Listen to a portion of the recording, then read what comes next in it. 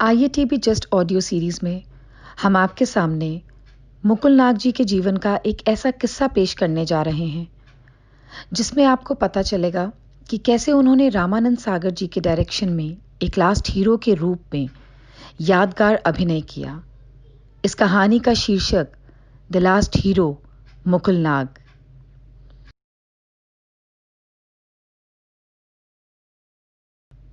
मुकुल नाग जी एक ऐसी शख्सियत हैं जिन्होंने थिएटर से शुरुआत करके धीरे धीरे अपनी कला के बल पर 90 के दशक में टेलीविजन और फिल्म इंडस्ट्री में कदम रखा और उस दौर के बड़े से बड़े डायरेक्टर के साथ बहुत सारे धारावाहिकों में काम किया।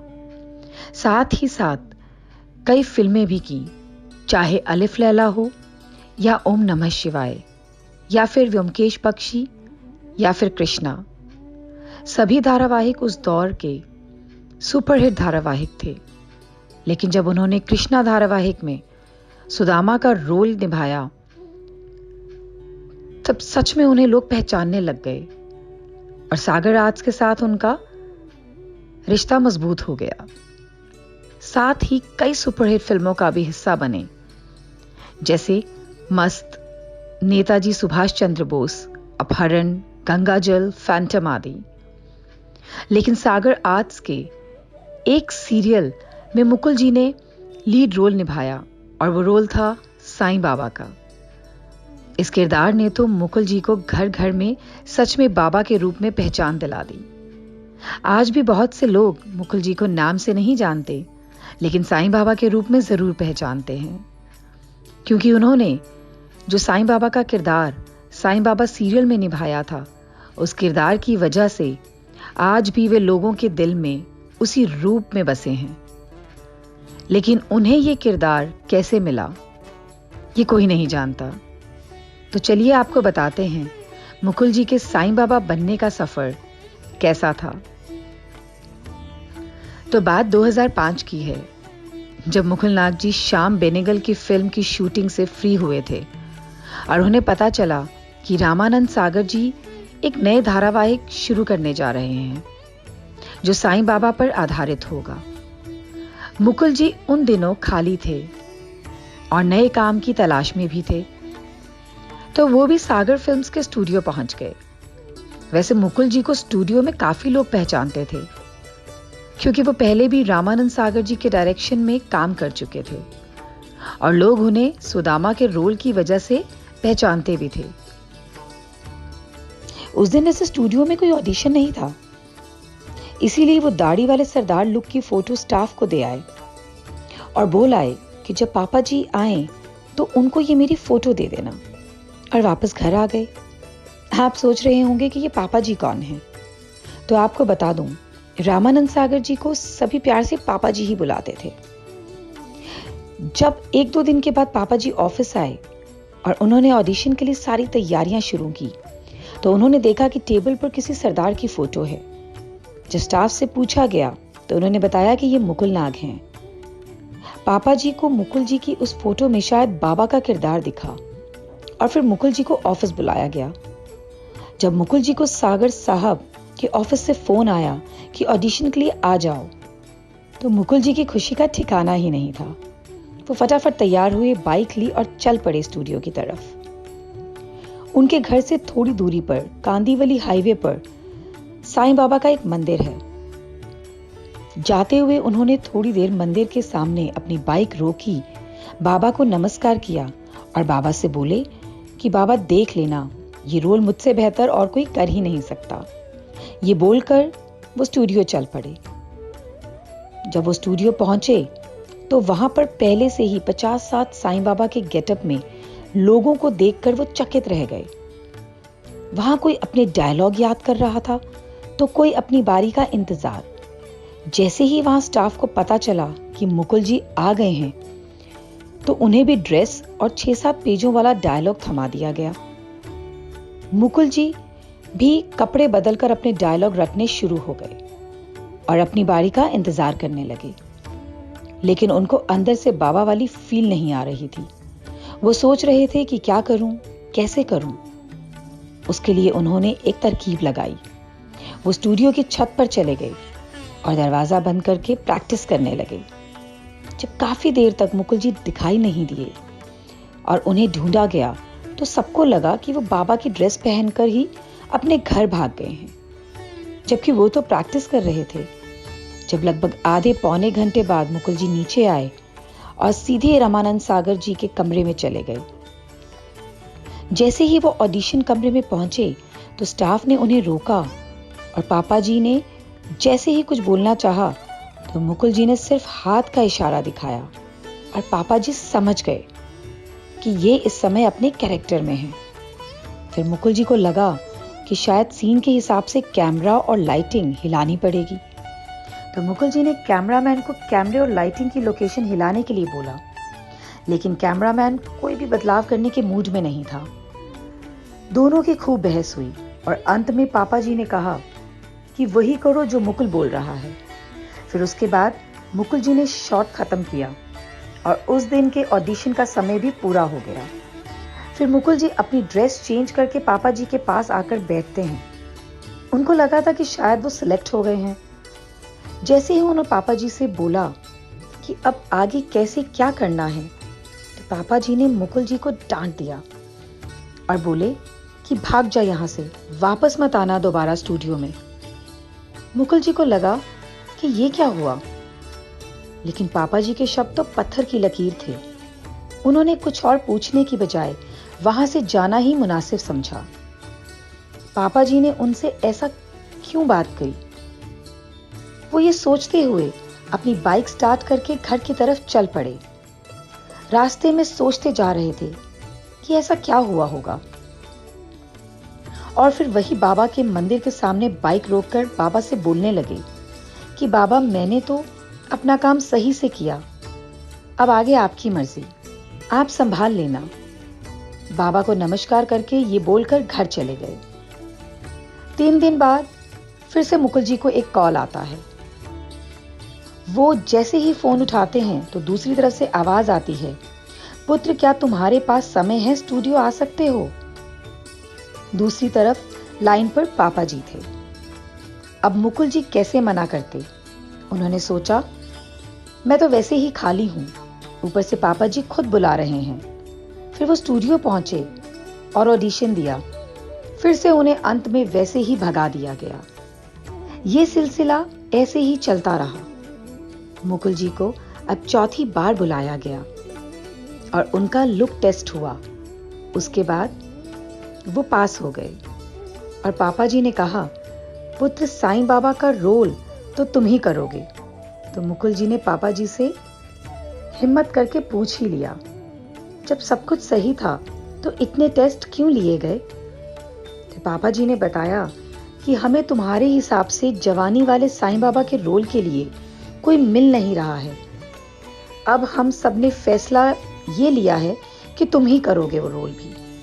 28 साल के जवान साईं बाबा का, 50 साल के साईं बाबा का और बूढ़े 80 साल के साईं बाबा का। ये सुनकर मुकुल जी का पूरा शरीर मानो सुन सा हो गया हो। उनके मन में खुशी की अजीब सी लहर दौड़ रही थी। उनको विश्वास ही नहीं हो रहा था कि पापा जी क्या बोल रहे हैं। उन्होंने मन ही मन में साईं बाबा का ध्यान किया और बाबा से बोले, बाबा मैंने तो आपसे बस इतना सा ही मांगा था और आपने तो कितना सारा दे दिया। और ये बोलते समय उनकी आंखों में खुशी के आंसू थे और चेहरे पर हल्की सी मुस्कान। साईं बाबा की शूटिंग शुरू करने से पहले रामानंद सागर जी ने मुकुल नाग जी को साईं सच्चरित्र को अच्छे से पढ़ने और समझने के लिए अपने साथ ही रख लिया, ताकि वो उनके अंदर हर वो छोटी से छोटी आदत और बात देख सकें जो एक दर्शक मुकुल नाग जी के अंदर बाबा के रूप में देखना चाहते थे। दिन रात वो दोनों साथ रहते और प्रैक्टिस करते कि बाबा कैसे चलते थे, कैसे सोते थे, कैसे गुस्सा होते थे और कैसे प्यार करते थे। और मुकुल जी ने भी अपनी तरफ से कोई कसर नहीं छोड़ी और साथ में ये भी ध्यान रखा कि दर्शकों की भावनाओं को कोई ठेस ना पहुंचे। शूटिंग शुरू होने से एक दिन पहले का भी एक अलग ही वाकया है। जब पापा जी और मुकुल जी आपस में बाबा के लुक और उनके चलने को लेकर बात कर रहे थे, तो सोचते सोचते और बात करते सारी रात गुजर गई, लेकिन कोई संतुष्टि लायक उत्तर नहीं मिला। अब पापा जी को लगा कि शायद दिन निकलने वाला है और कल शूटिंग का पहला दिन है, तो उन्होंने मुकुल जी से कहा, पुत्र अब सो जा कुछ देर। तो मुकुल जी ने भी कहा, ठीक है पापा जी।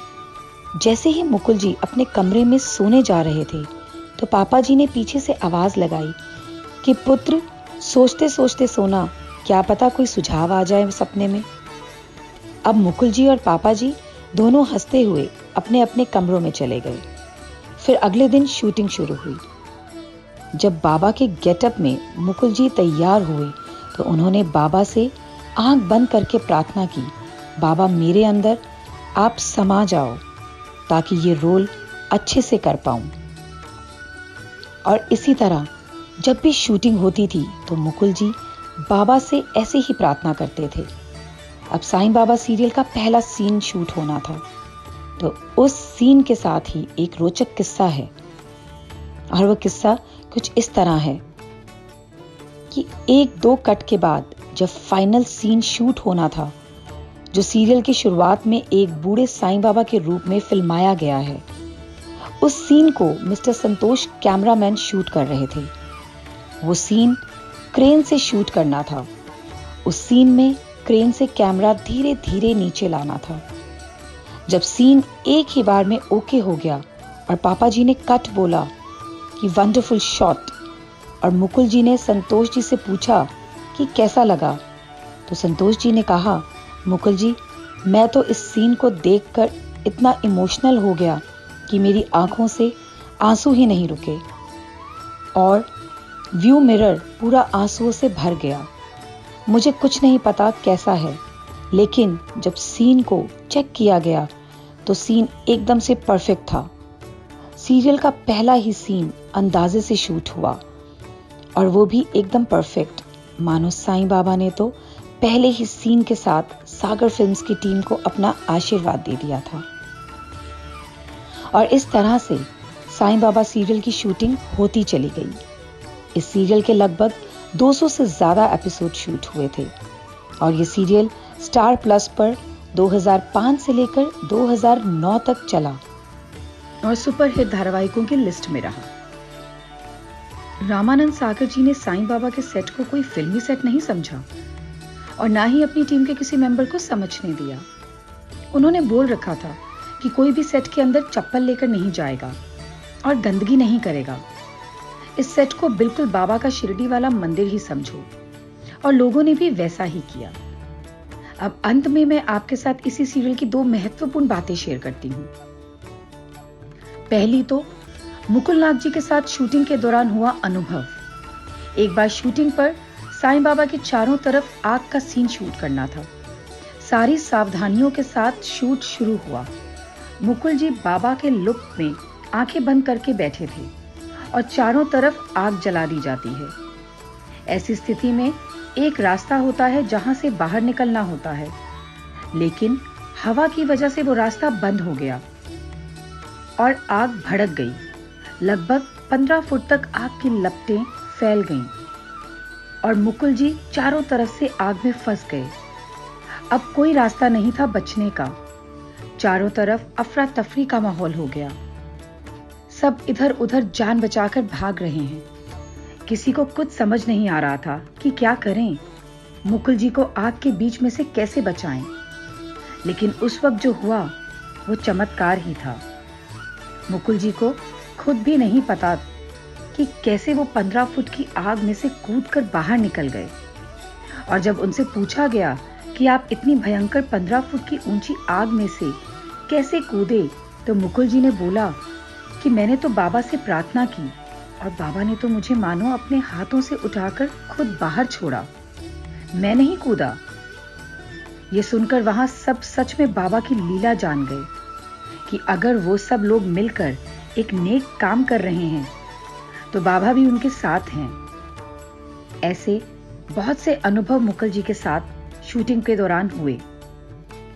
अब दूसरा किस्सा, जैसे कि मैंने पहले कहा था कि इस सीरियल के लगभग 225 एपिसोड बने, लेकिन जिस व्यक्ति ने इस धारावाहिक को बनाने की नींव रखी थी और शुरुआत भी अच्छे से करवाई और मुकुल जी को इस धारावाहिक के लीड हीरो के रूप में तैयार किया, वो लगभग 1 दर्जन एपिसोड शूट करवाकर इस दुनिया से चले गए। जी हाँ, हम बात कर रहे हैं पापा जी की, यानी रामानंद सागर जी की।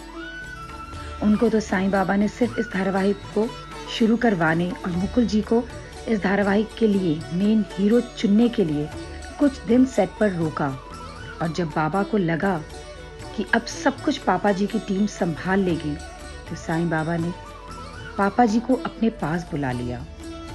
सितंबर-अक्टूबर 2005 में सीरियल का टीवी पर प्रसारण शुरू हुआ और दिसंबर में रामानंद सागर जी पूरी टीम को अकेला छोड़कर चले गए।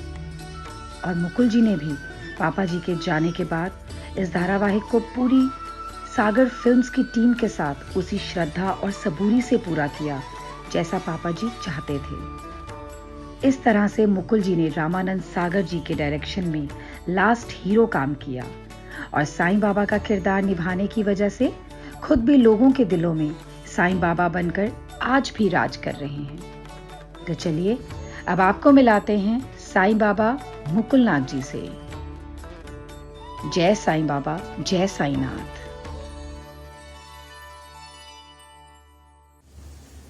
नमस्कार, मैं मुकुल नाग आपके सामने एक विशेष कार्य के लिए उपस्थित हुआ हूं। मैं आप लोगों से कहना चाहता हूं कि अगर जिंदगी में आगे बढ़ना है, जिंदगी में कुछ अच्छा कार्य करना है, इस जीवन को सार्थक करना है, तो अपना एक लक्ष्य बनाइए कि मुझे ये करना है और ये नहीं करना, मुझे इस दिशा में जाना है। चाहे वो आपको डॉक्टर बनना हो, इंजीनियर बनना हो, आईपीएस बनना हो, या आईएएस ऑफिसर बनना हो, या मेरी तरह कलाकार बनना हो। हर चीज के लिए एक लक्ष्य होना चाहिए कि मुझे करना है और आगे बढ़ते रहना है। चाहे कितनी भी दुविधा आए, आपको अपना लक्ष्य नहीं छोड़ना चाहिए। इसी संदर्भ में स्वामी विवेकानंद जी ने कहा है, उठो जागो और लक्ष्य तक पहुंचने से पहले मत रुको। अपने अंदर दृढ़ता पैदा करो, तन मन धन से आगे बढ़ो। तन में शक्ति है, मन में अच्छे विचार है, मन आपका बिल्कुल उस कार्य को करने के लिए एकदम प्रतिबद्ध है, तो आपको कोई नहीं रोक सकता। हां, धन की आवश्यकता तो होती है, लेकिन इसका मतलब यह नहीं है कि अगर धन नहीं है तो आप अपने लक्ष्य तक नहीं पहुंच पाएंगे। ऐसे कितने उदाहरण हैं जिनके पास धन नहीं था, बहुत ही गरीब थे, बहुत नीचे तबके से आए हैं, जमीन से जुड़े हुए। हमारे देश के प्रथम राष्ट्रपति डॉक्टर राजेंद्र प्रसाद,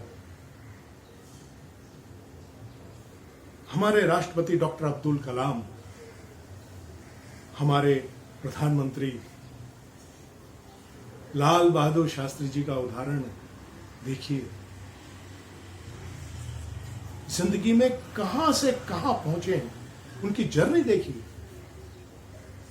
उन्होंने अपना लक्ष्य नहीं छोड़ा। मुझे आगे बढ़ना है, मुझे पढ़ना है, मुझे देश के लिए कुछ करना है। कभी भी दो नाव पर पैर मत रखिए, नहीं तो आप डूब जाएंगे। और अपने लक्ष्य में आगे बढ़ते हुए प्रतिस्पर्धा होनी चाहिए, लेकिन अपने प्रतिद्वंदी के साथ गलत व्यवहार नहीं करना चाहिए।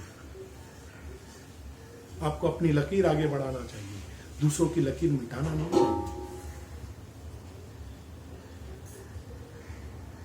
मुझे लगता है कि आप अच्छी तरह से समझ गए होंगे।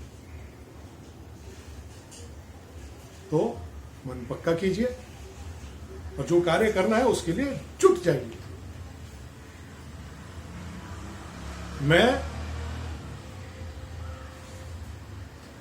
IATV का बहुत बहुत धन्यवाद करता हूं। मैं IATV से जुड़ा हुआ हूं और इनके कर्ता धर्ता IATV के राजीव जी और उनकी पूरी टीम की सराहना करता हूं कि वो अभिनेताओं को आगे बढ़ाने के लिए बहुत अच्छा कार्य कर रहे हैं।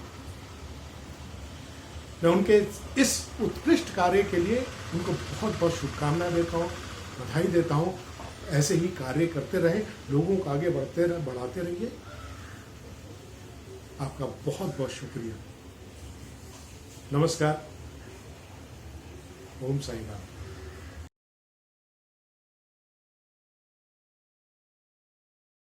Directed and produced by Rajiv Elwadhi. Voiceover by Kavita Arora. Scripted by S.K. Solanki. Video editing by Digital Birbal.